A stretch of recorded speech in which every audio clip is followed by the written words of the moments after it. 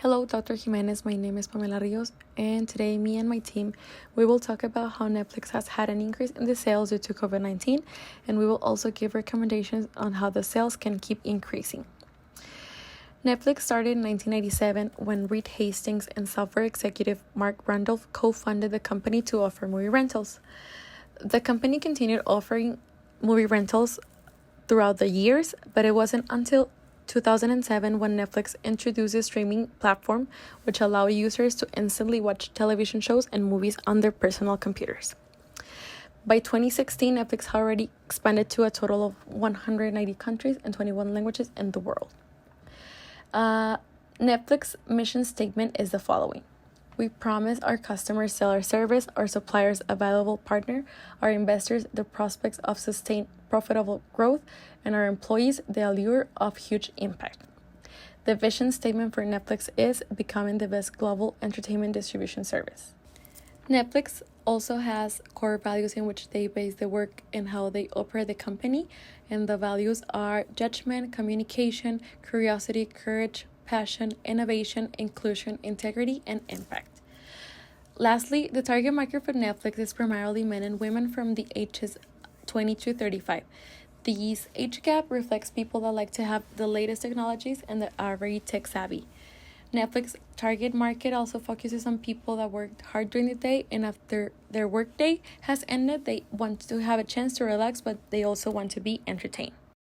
Netflix is a market leader. They show no ads in their content, and their content is original. They have original movies, series, and documentaries. Among its weaknesses, we could identify the limited presence in senior demographic, streaming limitations by country, their slow growth rate, and this is due to the large market share they have right now that it's very difficult for them to continue growing as the way they had. And then when it comes to the external environment, we could identify the following opportunities. Adding ads to increase profits, even though this was a strength, the fact that they didn't have ads, this could definitely improve their financial health. Live streaming, high demand of online streaming services due to events such as the current pandemic. And then the potential mergers with production studios such as the competitors for Disney. Lastly, the threats were increasing competition, lots of current contracts to be transferred to competitors such as France last year, price competition, and taxes imposed in different countries such as Mexico. Now consumers will have to pay more for using services like Netflix. So now I'm going to talk about the problem that Netflix has to go through due to this COVID-19 contingency. Quite honestly, this company has no problems whatsoever due to this problem. The only thing they could have go through would be to not satisfy subscribers, ending with them moving out to an alternate movie or TV series platform. As you can see on the first slide, the impact of COVID-19 had on Netflix's sales was positive. We extracted revenues on a quarter basis since the last year, and we can see that numbers have been going up consistently. From the last quarter of the last year to the first quarter of this year, there was an increase of 5.49%. So Netflix's sales are going up, and that's a good thing. 3 weeks ago, Netflix announced that they had added 15 million users globally. And on the second slide, you can see on our left table how subscribers are allocated globally. This table was extracted from the Wall Street Journal. And on the right side, you can see a linear representation of how the numbers of subscribers have been going up even before the pandemic took place. There was an increase of 9.44 on subscribers since December, and consequently, revenues must go up by the same amount for the next quarter. People are being encouraged to stay home, and they are trying to figure out a way to go through these days. This is the very same reason why companies like Electronic Arts, Activision, Netflix, Disney, Hulu, and all of them are going up and are increasing sales.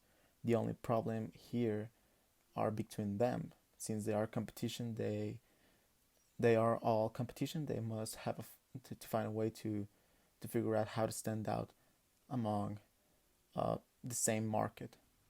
Moving on, it seems like Netflix reacted to this crisis in two separate ways: by building upon their strong market-oriented culture and by cementing their brand and image. The team was able to identify two key aspects of a market-oriented culture. First one being it is customer-oriented. This is pretty evident in Netflix's decision to hire 2,000 additional agents to support its 15 million new customers. Moreover, and in an effort to maintain its scheduled release populated, Netflix was able to move people working productions of animated movies and post-production for live action projects to work remotely from home. Netflix also has a strong competitive focus. The company acknowledges that as more streaming services become available, current customers and new potential customers will have other options other than Netflix, but the company is also well aware that in the medium and short terms, these new and current competitors, such as Amazon and Disney, will be facing the exact same challenges as they are. So this is why we believe that Netflix's strong original content and deep understanding of its customers' likes and preferences will give the company the competitive advantage it needs to remain the top streaming service in the world.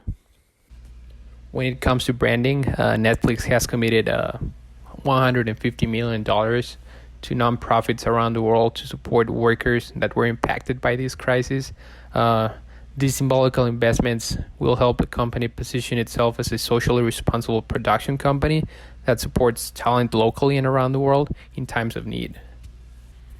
And while it's still too soon to determine the effectiveness of these actions, we believe Netflix should be pretty satisfied with its marketing team. They would have never been able to add the number of new subscribers they added without the marketing strategies that were already in place well before this crisis began. An example of this would be the status the company enjoys as a pop culture icon. It has allowed the marketing team at Netflix to use social media to further promote new content, interact with its customers, and most importantly, to gain free word-of-mouth advertising. This has allowed Netflix to reach millions of potential new consumers without having to make significant advertising expenditures. This is the main reason why people who were looking to find a streaming service with quality series and films didn't only know that Netflix was an option, they knew Netflix was the best option for them. Okay, now we're gonna review our recommendations. While Netflix sales have increased during this COVID-19 pandemic, there's still room for improvement that could lead to more sales or serve as a retention strategy. Based on our own experience, interviewing friends and family, and reading Netflix reviews, we have identified the following recommendations. First, what Netflix users more complain about is its content, so we recommend having an option to search for content in other countries. For example, there are 37 million Mexicans living in the US. If Netflix had an option to let users see content from Netflix Mexico, it will definitely attract possible subscribers. Second, in an effort to increase subscription upgrades and consequently increase sales, we recommend giving a month free trial of its premium plan to current subscribers. Netflix is already offering the first month of service free to new subscribers, but the option is not available to current customers. Third, improve their operating platform, making it more user-friendly. Some features its customers would like to see are: allow recommendations or likes by friends, have an option to mark seen content, once in a gender to have a random search button, have the option to mark content for future view, and include an expiration or removal date so customers are aware that a content will be removed. These are just some recommendations that will improve the user experience and satisfaction. Lastly, based on the law of supply and demand, we recommend Netflix to increase their price. With the current stay-at-home restrictions we're living in, the service Netflix offers has become almost a necessity and it's on high demand.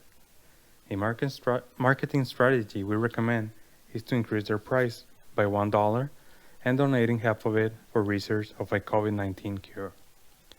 With 182 million current subscribers worldwide, this represents 91 million in extra sales and 91 million in charity donation, improving their image and reputation as well as contributing to this cause. This concludes our presentation. Thanks for your time, Dr. Jimenez.